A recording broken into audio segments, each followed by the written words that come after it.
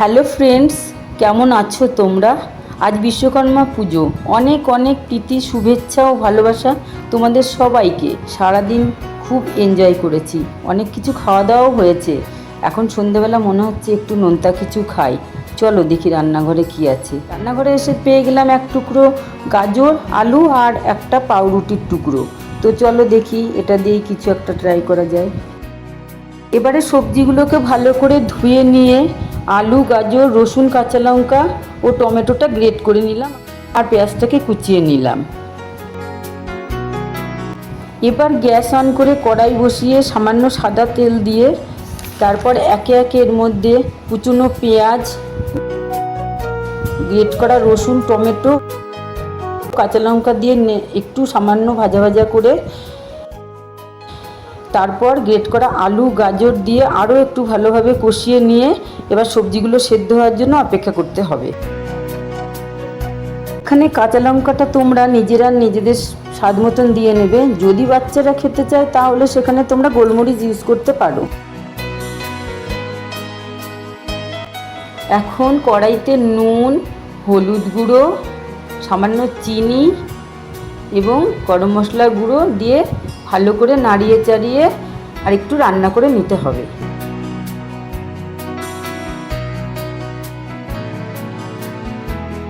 এবার একটা ডিম ফাটিয়ে তাতে সামান্য নুন ও গোলমরিচ দিয়ে রেখে দিলাম।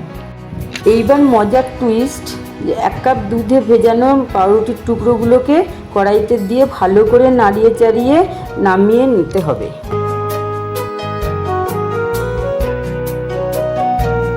এবার কড়াইতে তেল গরম বসিয়ে দিয়ে এদিকে ডিমটা ফেটিয়ে নিলাম আর মিশ্রণটাও কিছুটা ঠান্ডা হয়ে এসেছে। এবার ওই ঠান্ডা মিশ্রণ থেকে কিছুটা করে নিয়ে গোল করে মধ্যেখানে এক টুকরো বাটার দিয়ে আবার গোল শেপ দিয়ে রাখলাম। এবার আগে থেকে ফেটিয়ে রাখা ডিমের মধ্যে বলগুলো ডুবিয়ে ওটসের কোটিং দিয়ে গরম তেলে ছেড়ে দিলাম। যতক্ষণ গাজর আলুর বলগুলো গোল্ডেন ব্রাউন হচ্ছে ততক্ষণ পর্যন্ত নেড়েচেড়ে ভেজে নিতে হবে।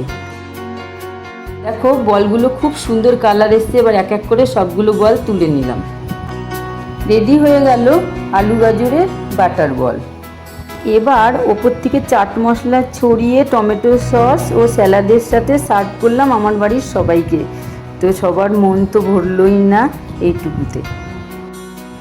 তোমরাও একদিন ঝটপট রেসিপিটা বাড়িতে বানিয়ে সবাইকে খাইয়ে দিও আর জানিও রেসিপিটা কেমন লাগলো তোমাদের। ভালো থেকো সবাই, আর ভিডিওটা ভালো লাগলে লাইক, কমেন্ট ও শেয়ার করতে ভুলো না যেন।